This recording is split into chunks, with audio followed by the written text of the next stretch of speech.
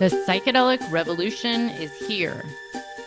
If you want to integrate your visionary experiences into your purpose, get clear on your entrepreneurial path, and help people while you do what you love, then this podcast is for you. Welcome to The Psychedelic Entrepreneur, Medicine for These Times. I'm your host, Beth Weinstein. I'm a spiritual business coach, 3-time entrepreneur, and a lifelong student of psychedelics and sacred plant medicines. You carry your own unique medicine, and your medicine is what we need for these times. This podcast will help you to share your medicine so you can create transformation in the world. Listen in on conversations with psychedelic leaders, changemakers, and conscious entrepreneurs who are living proof that a better world is possible when you follow your heart and live in alignment with your soul. Hello, everyone. Welcome back. Today, I'm so excited to have Atira Tan with us. Hi, Atira. Thanks for being here. Hey, hello, Beth. Thank you so much for having me here. Thank you. So let me tell you a little bit about Atira before we get right into it. So Atira is a TEDx speaker, activist, somatic trauma specialist and educator, #1 best-selling author, and yoga teacher and group facilitator. She's a powerful agent of transformation and change. She's also the founding director of Art to Healing, an Australian charity that supports the trauma recovery of child sex slaves in Asia. Atira is a somatic experiencing practitioner, holds an MA in clinical art therapy, a BA in fine arts and transpersonal art therapy, and is currently a PhD candidate at EGS in Switzerland. From the slums in Nepal to the Amazonian jungles in Peru, Atira has touched the lives of thousands of women, men, and children around the world, supporting them through her 19 years of experience in various somatic and creative trauma recovery approaches. Passionate about creating safer spaces for everybody and bringing healing and awareness into the shadowy areas of life, Atira has worked as a trauma-informed integration specialist in retreat centers such as the Temple of the Way of Light, and is currently the head of integration at Aya Healing Retreats. Atira, I love that you were on the path of art therapy, and you've brought in the somatic work and then the medicine work. I was actually originally on the path to becoming an art therapist as well until I realized it was too much college for me. But let's hear about your story. How did you fall into this work, with integration and teaching somatics and facilitation? What was your journey and your career path? Yeah, well, my career path, if we talked about that, we would probably be on this podcast for a really long time. My career path, as I think, teenager, I was very, very lucky because I met, when I was very young, a group of people that kind of initiated me into the ceremonial kind of use of psychedelics. And that really changed my life. I think in the first kind of, ceremonial experience I had with psychedelics, I come from quite a, violent environment when I was kind of growing up. So in order to kind of protect myself, it was almost like I was living a little bit away from my body in a way. I experienced a lot of disassociation. And within that experience that I had, I still remember this moment that kind of changed my life, where it was almost like my soul kind of landed in my body. And it was like all the protection, the layers of protection that I ever experienced exploded into a million pieces, and my heart kind of burst open. And in that kind of moment, I had this very, very deep, rich spiritual experience with God, and realized that God was right here, that I was not separate from that intelligence, which is part of life. And this, experience really led me to become an artist, really, because when somebody, I think, experiences something like that, words are just not enough, to integrate and to kind of give that experience expression. And from that moment onwards, I was creating a lot of art, which got me into art school. And after art school, I decided that the art world wasn't for me and that I wanted to work with people, and I wanted to use art as a way of healing because art was so powerful for me in terms of both expression and also well-being and healing. It really gave me the language to express what words could not. When I became an art therapist, very quickly after I graduated, I decided to go on a round the world trip where the first country that I arrived was Cambodia. This was when I was 24 years old. I was pretty young. And I arrived in Cambodia 7 years after the war had ended. And so that was the first time I had actually, been experienced such desperation and such poverty. And I experienced a lot of things, dodging from landmines, kind of walking around, places and adventuring. But one of the things that really changed my life was that I witnessed women and girls being kind of sold on the street for $3 or $4. And that really moved me deeply. And I felt that it, as an Asian woman coming from a place of privilege, I felt this deep calling to give back to these girls and women that I saw. And so I did. So I made a choice and I stayed. And I've been doing this work for 19, 18 years, working with women and girls who have been sold in child sex slavery in Asia and the Pacific. And so, in my career as being an art therapist in a charity, working for different non-government organizations, working universities, working, in psychiatric hospitals, in the clinical field, one curiosity, intense kind of obsession that I've had is what are the elements that create healing for people, And it's a kind of complex and multi-layered, multi-dimensional question. And I've kind of been on this path of, investigating what it is. So when I, arrived, had my first experience with ayahuasca actually in 2004, my first experience that I had in ceremony was very disappointing in a way. And right here, I might just pause and, give the audience just a trigger warning and invite, people to tune in to whether they would like to listen to this part of the story or not. So for my first kind of ceremony, I was around 24 years old as well. I was kind of sexually assaulted by the so-called kind of facilitator in the ceremony. And there were a few things that kind of happened because, there was the assault that did happen. But what kind of really shocked me from that experience was that when I kind of told my friends and, the other group members that were also present in the ceremony, I was met with dismissiveness. Some of them laughed at me. Some of them said, "Oh yeah, this guy, he's just like that. Don't."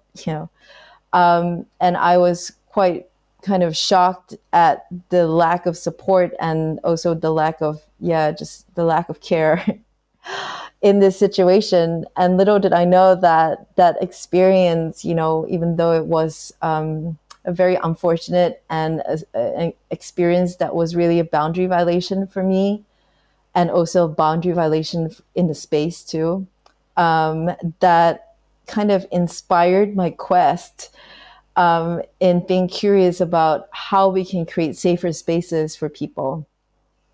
That didn't stop my journey with plant medicine. I've lived in the Amazon. I've, worked in many retreat centers. And as I kind of sit with, many different kind of facilitators and different kind of approaches that facilitators kind of use in kind of leading the ceremonial space, there were many, many situations that I noticed could either be avoided with education and information about how trauma actually works in the body and the nervous system. And it's like when you've been a somatic experiencing practitioner and working with trauma for over 2 decades, it's hard not to have this perspective and this lens in kind of everything, I think, in healing spaces, especially. So there's a part of me that's participating, but there's also the part that comes from the trauma informed lens. And what I kind of realized is that it's not that facilitators have kind of cruel intentions, in these spaces, but there is kind of a lack of education, knowledge, and information around trauma and how to respond to trauma within the moment with plant medicine and psychedelics. So different kind of imprints and patterns that I've seen are, a lot of dismissiveness or neglect, or irresponsibility, the lack of integration, the lack of preparation, and really generally the lack of care that comes out of ignorance. And so, when I was kind of living in Peru in the Amazon, I lived there for a few years, and I had the medicine kind of come to me and say, hey, you need to kind of help us because this is a trend that's happening right now and it's not working for us. It's not good. Yeah. And, would it be okay if you worked alongside us, the spirit of the plant medicines, to create something that could be really beneficial for people out there who can take kind of more responsibility in this facilitation space. And it's interesting, Beth, because I got that message many times, and actually multiple times I said no to the medicine. And so I was directing a charity. I have my own private practice. I'm an international teacher. I'm like, working in 4 different continents, teaching, different trainings and stuff. I have a private practice. I was like, no, I actually don't really have a lot of time. And my dedication in life is really to marginalized populations who have been sold into child sex slavery. And it still is. So on multiple occasions, this message, kept coming up. And I was like, no, I'm actually quite busy. And I don't have space or time for this. But in the end, I was on a kind of quite a long kind of medicine master plant dieta with a certain master plan. And it just all unfolded in a way where, it was very clear what, I had to teach, all the different topics that I had to kind of cover. And as I integrated that information into my own field, in a very short amount of time after that, I got an invitation to actually teach in the community, to share some of this trauma-informed kind of work. Unfortunately, at that time, the pandemic happened, so I wasn't able to go to that community to share this work. And when the pandemic hit, I made, me and Elio, who's the director of Eye Healing Retreats, we made a decision to put this work online. And so, it's, so since then, we have trained about, I think 400 to 500 students in both of these programs that we offer. One of them is the trauma-informed plant medicine facilitation program, and the other one is the somatic plant medicine integration practitioner program. So that's kind of the birth of everything and how that came to be. Beautiful. Thank you so much for sharing. I love that. Because that's very similar to my story. The medicine, multiple dietas, I kept getting the same message and I kept saying no. And I was like, there's no way am I going to do that. No way. And then it wasn't even that I ever said yes. It's that it just kind of happened. It like landed in my lap and I was like, oh, here it is. So I love that. That's so beautiful. Now I'm curious, so you have this facilitator training and I want to dive a little deeper into this.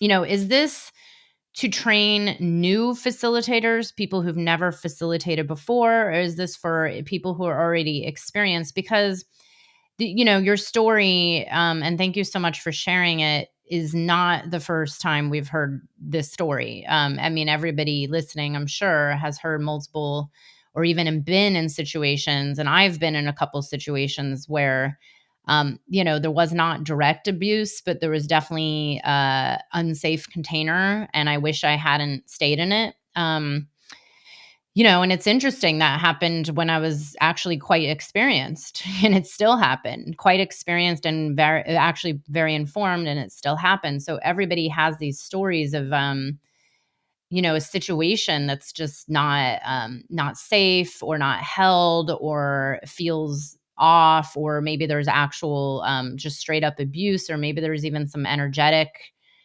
stuff that it's to be debated, but you feel it in your body and you experience it. So let's talk about facilitation, and who you guys work with, and who also like, this is a common question that's been coming up so much lately in the psychedelic space. It's like, who is ready to actually sit and serve medicine to others? Who's ready to facilitate space? Like, when does one know when one is able to hold a safe container? And especially with the amount of ego that tends to come through medicine, where it's like someone might have one powerful experience and say, I'm here to pour the medicine, or I'm here to facilitate mushroom ceremonies. I've literally seen this with people I personally know and been kind of scared for the world. So yeah, can you tell us a little bit more about this training program and what it involves and who it's for? Right. So just to be clear, the training program doesn't actually equip, we don't train facilitators to be facilitators. I personally, believe, and I do feel that this is a very personal kind of thing, that facilitation is a lifelong journey. And it is not something that we can go and do like a 6-week kind of like facilitation program. And then, it's not like a yoga teacher training or something. And even that, I question being a yoga teacher trainer myself. It really takes years and years of, I think, work on many, and commitment and dedication on so many kind of different levels. So first there is the personal level, the deep kind of work within ourselves and understanding the field of the medicine, because the field of the medicine, I think, as everybody who are experienced wayfarers with psychedelics and the medicine, we work with many kind of different dimensions, and we are multi-dimensional kind of beings. There's the physical level, there's the emotional level, there is the spiritual level, the astral level. There are so many kind of levels that the medicine kind of works with and touches, both explicitly and implicitly. So to answer that question, I believe that facilitators need to be very experienced in, how to say, number one, guiding people within those layers, those dimensions. And they need to be very, how to say, they need to be able to kind of guide people through, intense emotional states. So therefore, let's just talk about the dimension of emotion, for instance. If a facilitator hasn't been able to meet the spectrum of, what emotions entails, like intense pain, intense joy, and love, how is the facilitator able to both anchor, navigate, and guide people through that landscape, right? So on a personal level, I think, for facilitators, it's really important that they know and they have met and they've touched, not just that, but they know how to navigate their way through all of the different kind of emotional kind of landscapes and spectrums, right? All the way from, grief, intense grief and suffering, to anger and to fear, love, joy, shock, all of these different imprints, because the medicine works in that field, both implicitly, explicitly, but also astrally too, on many kind of different dimensions.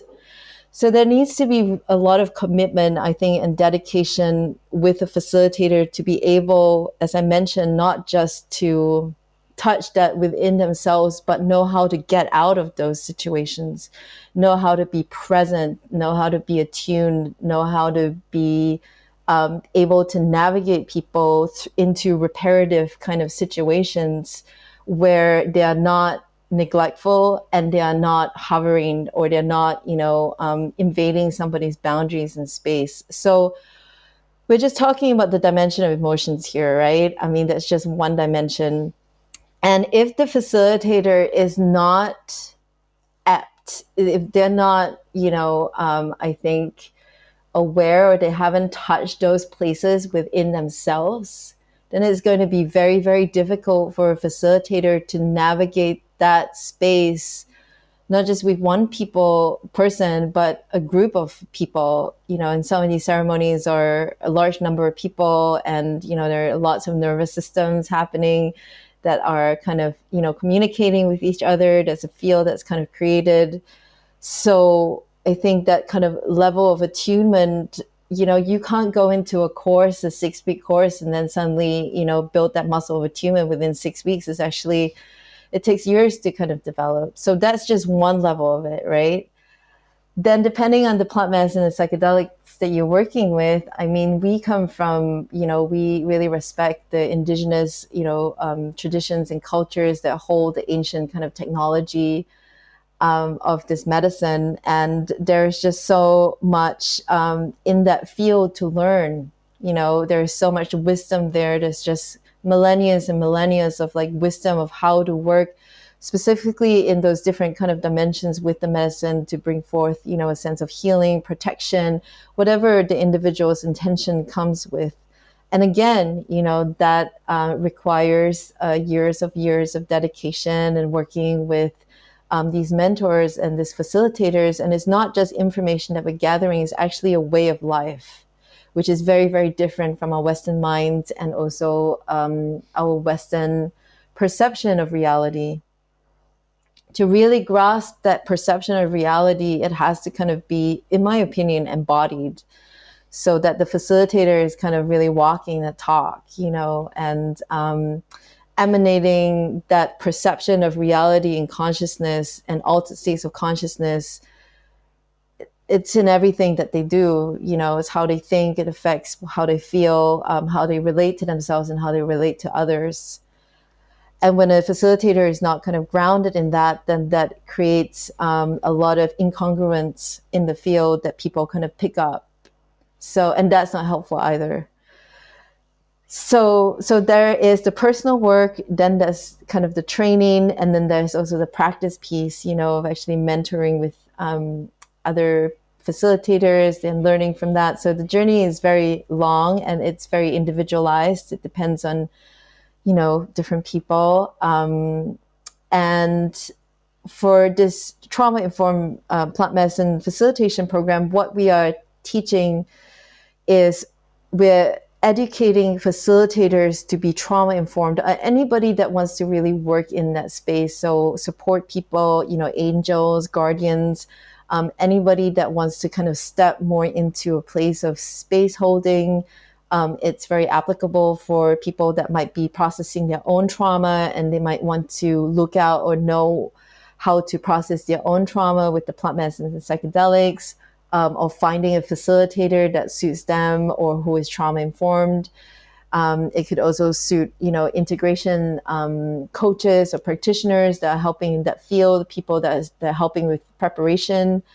But basically, kind of in this course, I share the trauma-informed plant medicine paradigm, which really includes trauma-informed care in the preparation, in the intention setting part. Really, the moment that people kind of commit and sign on to an experience, the trauma-informed kind of a protocol and tools and structures that can create safety before the ceremony, but also in the ceremony. I share a lot of ceremonial tips and tools, different categories of trauma, different kind of facilitation skills that could upskill a person to kind of skillfully navigate in that space when, trauma imprints do arise. And I also share a lot about trauma-informed integration and why that is so important. So it's kind of like, it's really a 3-month program where we cover, it's quite extensive, and we cover all these different kind of components. Mm, beautiful. Thank you so much for sharing. And yeah, it's interesting because when I'm actually a lot like you. Like medicines came to me at a very very young age when I was 14, but it wasn't until and I was on a very similar path. I studied psychology. I was supposed to be an art therapist, but it wasn't until my 30s when I started working with ayahuasca. And I used to think like, oh, my trauma is just kind of like normal. Like, yeah, it's okay. It's like the normal stuff that everyone goes through. But one of my earlier ceremonies brought up there was actually incest in my family, and I just kind of thought that was like, oh well, that happened to someone else, but it happened to my mom. And it was interesting to see how it actually came up inside of a ceremony. And it actually started this whole entire journey that went on for years of like deep healing of this and really understanding like I am carrying this. And I have to say when this happened many years ago, I mean, it was it was a while ago, back before there were like people that studied integration, or even before integration coaches or people that helped integrate these experiences even existed. I just remember being like jarred by that, like really just in this place of like, what do I do with this? So I actually like that's how I actually got to the jungle. A few weeks later, I was like, let me just go on a dieta. But luckily, I found a somatic therapist who worked with medicine, who was trauma informed, who could help me integrate it. And I always tell people I've been integrating for, I don't know, now like 9 years straight. It's like it doesn't end. It's not like you go see an integration coach after one ceremony and that's that. But I think it's so important, this work that you're doing. And I'm curious, because this is something that is coming up a lot more in this space, as more and more people are being called to work with medicines or work with facilitators or do one-on-one, or even if it's psilocybin, it's like there's deep deep stuff that can surface. How has this been received by, let's say, indigenous medicine carriers, or curanderos, who maybe don't, like on some level they're informed of trauma, but from a very different lens, right? Like they're like, the person I work with is Peruvian, who barely speaks English, who's been on this path as a curandero for about 40 years. I mean, he's amazing, but if I had a conversation about trauma informed, he probably wouldn't even understand what I'm talking about, although he understands what happens in this space, and he's seen everything, and he's a master healer. But I'm curious how this has been received by different cultures. Like, is there a resistance? Are they open? Are they like, what is this about? Because if you come from like let's say a shamanic perspective versus like a somatic experiencing perspective, I'm curious, like, has it, because this to me is where it's at, like the bringing in of all the technologies. But I'm curious, like, how has it been received? Yeah, that's such a great question, Beth. I love this question so much. And, you know, it's very interesting because I think that the indigenous kind of traditions, they come from a completely kind of different paradigm. So we're working with cultures that are more collectivist. And I kind of understand that because I was born in an Asian country. And so the paradigm that, I was brought up in is very collectivist. So it kind of takes a village to heal, right? Um, and in these indigenous kind of traditions, I think that, my sense and my experience of it is that they perceive life, and they perceive the soul, and they perceive reality in a very, very different lens than we do. And I think, to answer your question, what we do at Aya Healing Retreats is really to meet them halfway. And in order to do that, we need, as Western people coming into their land, and basically, guests in their houses, and wanting to kind of learn, these gifts that they have been lineage holders for a long time, is that, you know, it's really about learning first about that perception, you know, and being anchored within this indigenous kind of worldview of life. I think that that's really important for us as Westerners to first, even before, you know, we say, okay, you know, let's do this trauma informed thing, we need to kind of understand how they look at the world. And if we don't understand how they kind of look at the world, then, because it's really the same thing at the end of the day, you know, they're master healers that come from a different lens and a different tradition and a whole different cultural perspective. And who are we as Western people to really come in and impose, you know, what we think is right or wrong or so on and so forth. So I think that the first thing is to really kind of learn and understand what this, you know, what their way is. And we kind of work alongside the indigenous kind of, you know, Shipibo maestros that we work with. We have a great relationship with a few families in Peru that we've kind of mentored and, you know, really kind of studied under. And there are a lot of, actually, when we start to learn the shamanic language, there are actually quite a lot of kind of overlap. So for example, in the shamanic tradition, you know, essentially what they're kind of doing in terms of the Icaros and, you know, like the certain kind of technologies that they're using is around, one of them particularly is around this, you know, I think theme of soul loss, and perhaps you've, you know, heard of it. And part of what they kind of do might be soul retrieval.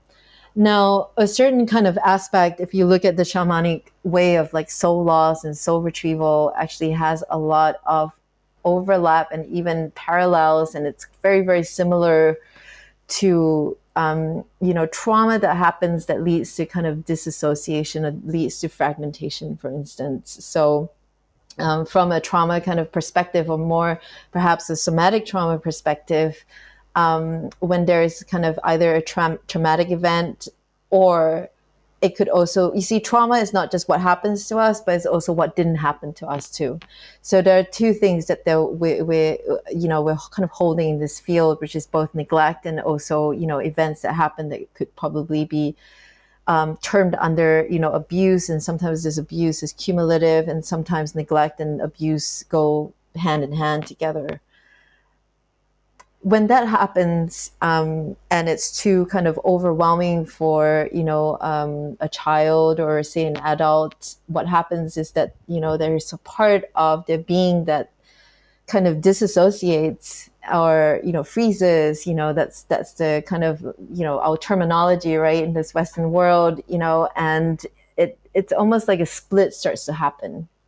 So in this somatic kind of trauma world, as therapists, one of the words that we use, or you'll find, you know, coming up, is like we're bridging the gap, right? We're bridging the gap between the split and the fragmented parts of us, and we're integrating that back into cohesion, into, you know, through the nervous system. And so let's look at this paradigm with the shamanic kind of paradigm of like soul loss or soul retrieval. I mean, in that paradigm too, the shaman is also kind of using the tools that they have through that shamanic model to retrieve back that soul. So again, you know, minding that gap, bringing back, you know, those parts that have been split off or kind of fragmented due to either abuse or neglect. So I think that before we have these conversations with, you know, the indigenous kind of elders, in our experience, you know, I think because we understand what they're kind of doing, and we can also kind of speak in that language of what they're offering, there hasn't been resistance around working, you know, our paradigm of working with trauma and theirs. And they're, you know, most of the maestros we work with at Eye Healing Retreats are really, really happy to work alongside us. Because they kind of understand that the Western mind and the Western psyche as well is kind of different from perhaps the Shipibo or, you know, the Hunikuni, or, you know, that different kind of traditions. And I think that relationship building is very, very important. And if we do have a good relationship, a solid, trustworthy kind of relationship with the right maestros, um, they come with beautiful intentions. They want to help, and they want to be able to help in a way that makes sense for the person that's in front of them. Yeah. So that's kind of, I think that, if they come from, the greatest, like the highest um, intention of healing and love, that's that's that greatest intention that the person in front of them, that, they're going to, uh, yeah, be supported in a way that feels just right. Right. Mm-hmm. And what we've also found is that, because the culture of, these indigenous traditions are quite different, but it's a language, I think, that we use as Westerners. And if we have a good relationship with them, we know how to speak, not like, when I say their language, I don't just mean speak Shipibo or speak Portuguese or Spanish.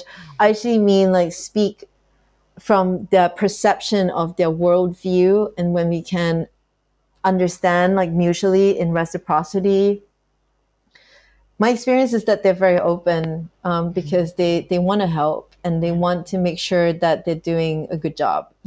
They want that person's, it's not about them. If you're working with a good maestro, it's not about them. It's about the person in front of them, and that they are, conduits of healing with the medicine. So yeah, I hope that I've answered your question. Oh, perfect. And I would just want to add, if you work with any good facilitator, it's not about them. I actually say this to my clients. I'm like, remember, it's not about you. You are just here as the channel, being of service for your soul's purpose. And if you approach anything from that direction of like, you are here in service, like that is the true purity of the intention. And that's where you do become, you as channel, as the healer or the coach or the, doesn't matter what it is, as the artist. So, but I have a maybe controversial question, maybe not. I don't think there will be a trigger warning, but it's been interesting the last few years. I had mentioned to Atira that my former partner, who we still work together in collaboration with my group coaching programs, and he's incredible. He's a core energetics somatic therapist, which is a different version of somatic therapy that I always say reminds me of an ayahuasca ceremony. It's so intense, but so beautiful. And a few years ago, and I started noticing this, I think around 2019 or 2020, but very big in 2020, the buzzwords of trauma informed was just going around, right? It's like you would hear people say like, I'm a trauma informed coach, or I'm a trauma informed healer, or trauma informed therapist. And I said to him, I was like, well, maybe we should add this to your website, because you've spent the last 25 years, like that's all he does is, help heal trauma. But it was interesting because I started to question, when is someone allowed to call themselves trauma informed? Does that mean you look at Instagram and read a bunch of posts, therefore now you're trauma informed? Or is this someone who's actually been trained in, different, obviously like traumatic experiences and how to hold that space? I mean, what does it really mean? Because I am finding that it's getting a little questionable out there. It's like, I technically could probably call myself trauma informed because I've done a fair amount of training, but I actually blatantly say in my coaching containers, I am not skilled to hold your trauma, because I'm a business coach, and that's not my zone of genius. So I actually have a list of resources of amazing healers and therapists that I've personally worked with myself to send people to. But it's been funny because I'm like, who can call themselves that? What's your opinion on this? And have you also noticed this, that it's kind of Oh yeah, an Instagram word, right. Yeah, I have kind of noticed in the past, I think like since the pandemic, a little bit before the pandemic, it has become either a buzzword or, trauma is kind of the new black, so to speak. And, I see a couple of kind of very interesting phenomena, I think, kind of happen through this. And one thing that I am very pleased is that people are starting to talk about trauma more, and it's starting to be more kind of normalized. And I'm really, really very glad and pleased and really happy to see how people are getting kind of more educated on it to kind of understand themselves. And as a result, perhaps strengthen their relationship with others or change their relationships with others, the world, and the environment. And I'm really happy that this is happening, and there are a lot more kind of resources out there, and also a lot more, I think, yeah, for people to kind of prioritize, the healing of trauma in the world, because it happens on an individual level, but it also happens on a collective level, which is what we've kind of seen in the pandemic. And so I'm really grateful. I'm very happy and pleased that these are conversations that are happening now, where I think even 10 years before, even like 7 years before, people either overrid the trauma, like what you kind of shared in your story. You're like, oh, what do I do with this?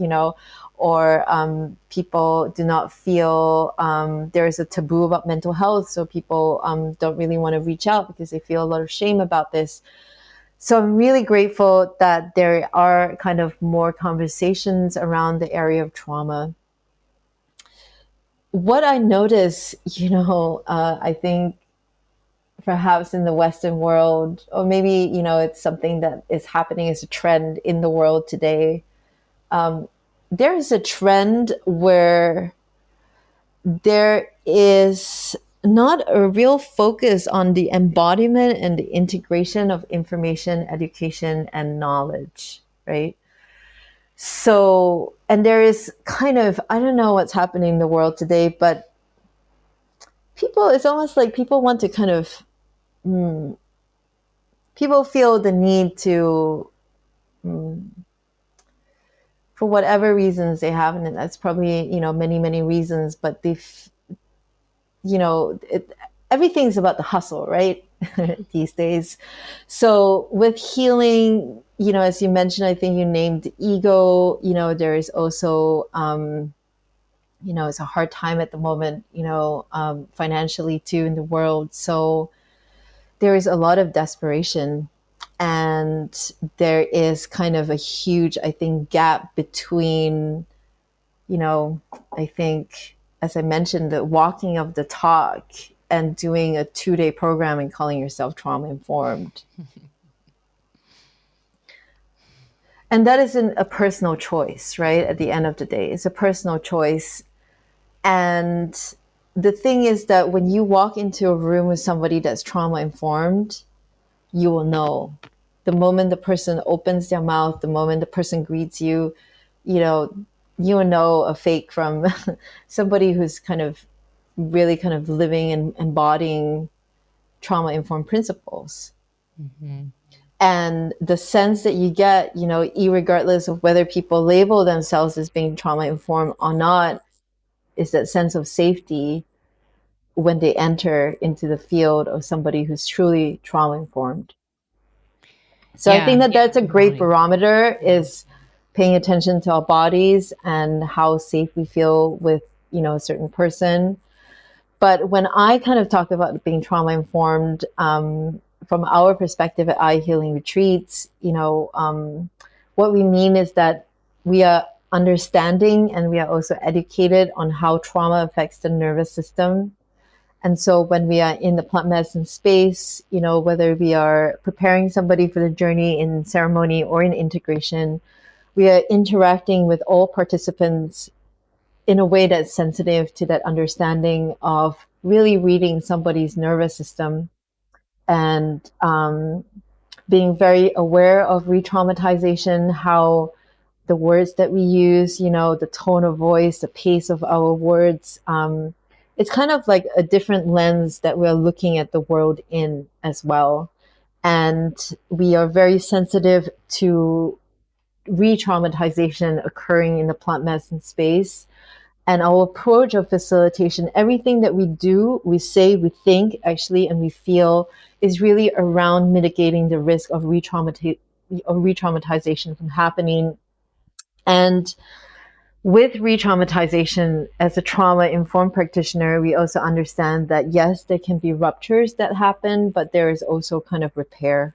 So it's very common in the plant medicine and psychedelic space where, trauma imprints come up actually implicitly, both implicitly and explicitly. And so a trauma-informed practitioner is really attuned to each and every participant in the space, and we are looking for the antidote, right?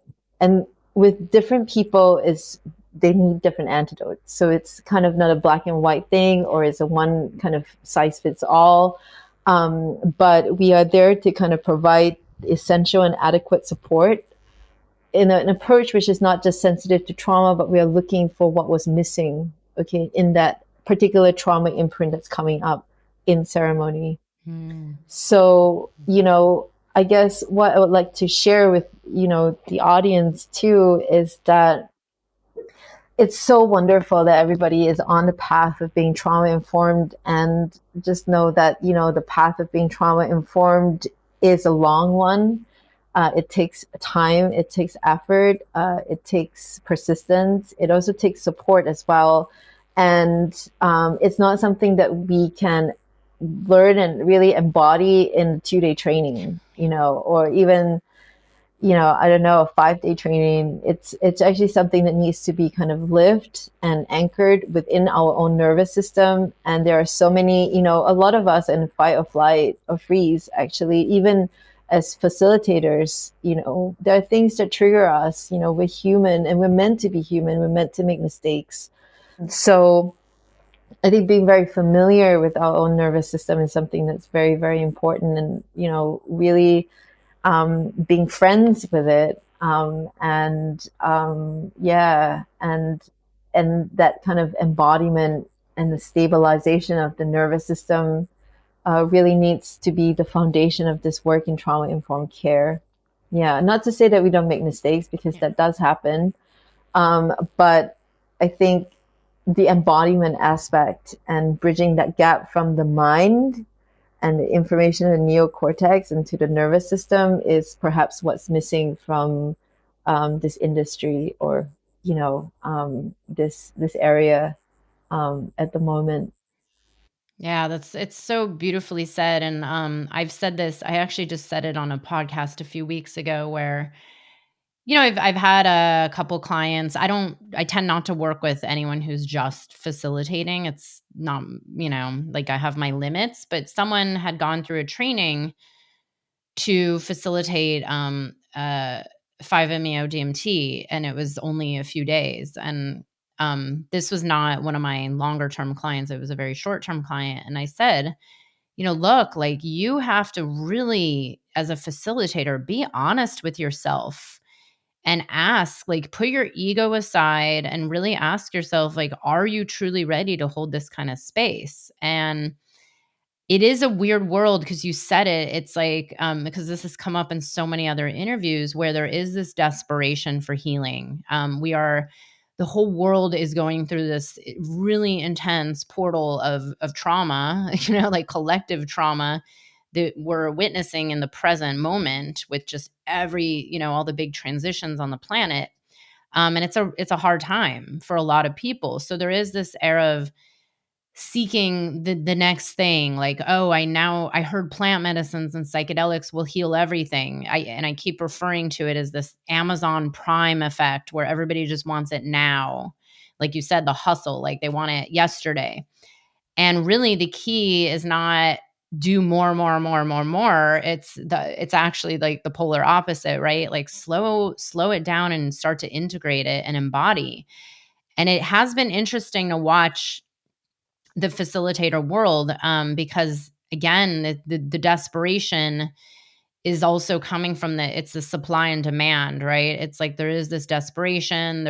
I even get people writing me off the internet like, hey, I need help. Like, people, there is I mean, at least once every few weeks, I get a desperate email and I feel really bad. It's like, I know people don't know where to turn.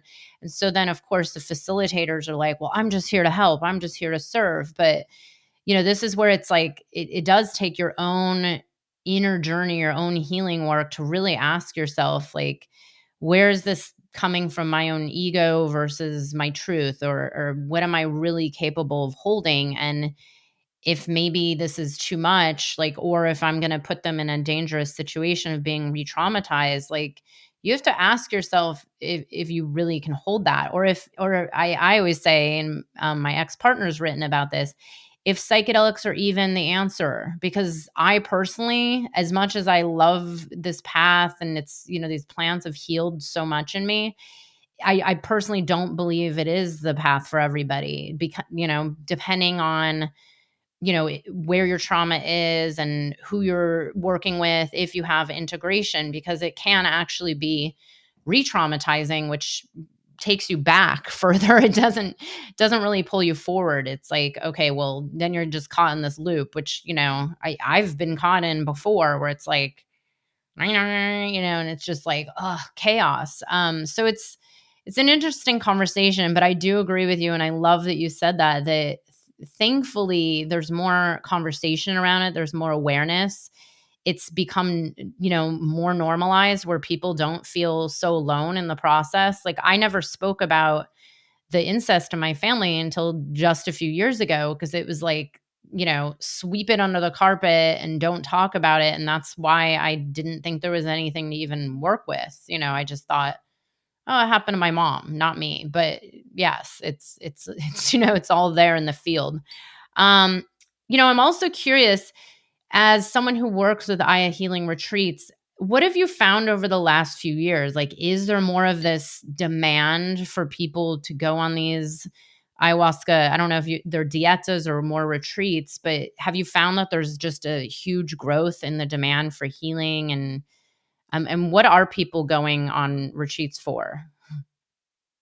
Um, so before I answer that question, Yeah. I might just kind of reflect back on, I think what you kind of shared before. I do kind of feel that there is kind of a certain desperation in humanity because of what we have been through and we are still going through, and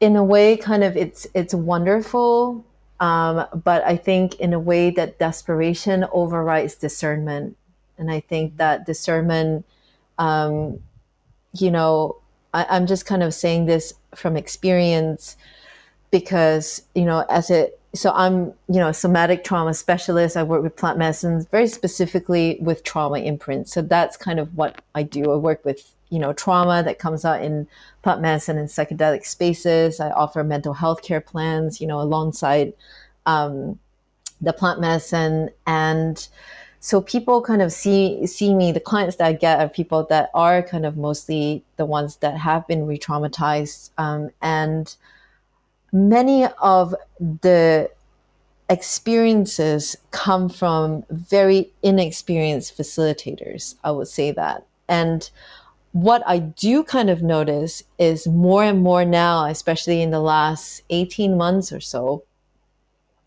I'm seeing a rise of reports, more and more reports of clients coming to me, share, I have a huge spectrum. I have a spectrum, and I'm just going to share a big, huge, trigger warning here for audiences. And perhaps, we'll just take some time to pause and tune in and feel if, this is the right time to hear this.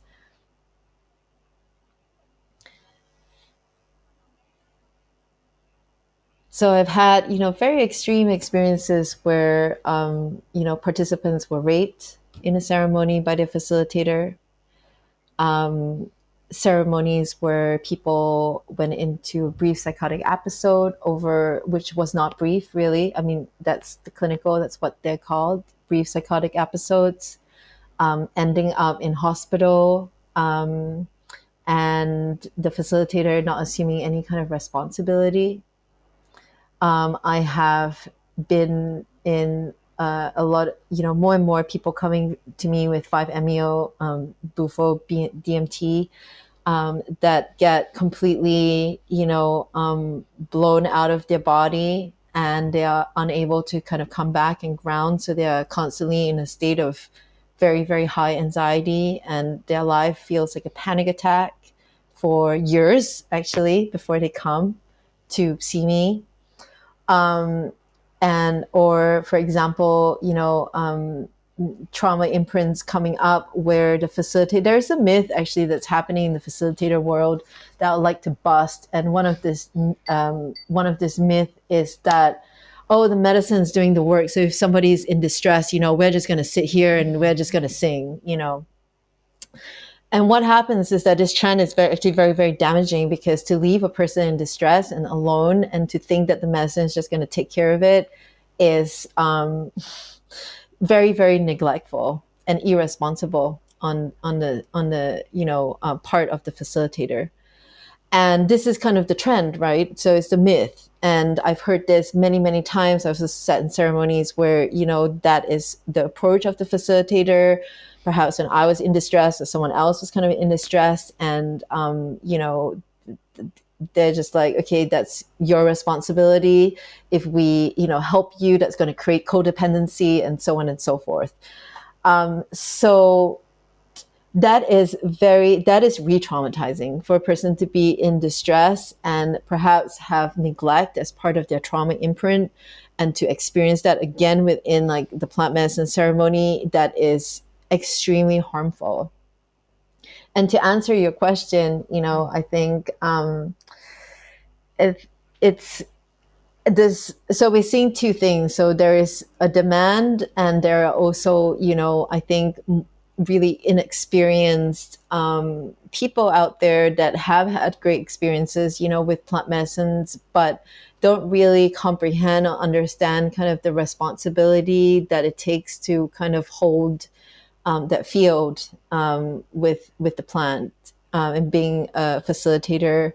I also noticed that within that world, perhaps people are really kind of lost in a way, lost of identity, lost of meaning. Many of them that I see that enter the space, they are wanting something. They are wanting to be something, right? And they come from a place where perhaps, then I don't know, something around low self-esteem or low self-worth within their own sense of self. And part of stepping into this place of a facilitator is around, perhaps feeling more valued, or feeling, more worthy, or feeling something, that there's an emptiness inside that this role is filling. And we are all human, right? We have all been there. I totally get that. I've been there myself. I'm sure you've been there yourself. And, but it's dangerous if we come into this work from that perspective, where we are looking for meaning, where we're looking for a role, where we're looking for identity, and within ourselves, we feel empty, and we feel, I don't know how to say, you know what I mean, right? When we come from that place of low self-worth or low self-esteem, and we're trying to like make something of ourselves. We are worthy as we are. We are worthy as being born who we are. We don't need a role to feel full. And when we feel that we do, this is very interesting. So this is something for the audience, perhaps, who are listening, to ponder over. And it's just a curiosity, because we are all human, and this part of the human experience. But I do kind of believe that stepping into a place of facilitator or a teacher, we need to monitor that. We need to be able to contain that and be able to hold that within ourselves, and come into this role for the right reasons. As you mentioned, not from a place of needing to be something or someone, but it's more from a place of being moved to, because that is kind of like, yeah, it comes from a place of unconditional love and unconditional service, where the I has to be taken away. And it's a hard path, let me tell you. It's not easy, it's not easy. There's a lot of challenges, and a lot of, stripping away of what we think about who we are, and our perceptions of the world. And we need to be able to meet those, to be able to, move through those layers of ego, to be that in that field of unconditional love and on offering without wanting anything back. Mm-hmm. And for me, that is a spiritual path, and a very worthy one, and a path to its awakening. So that's what my journey has taught me so far.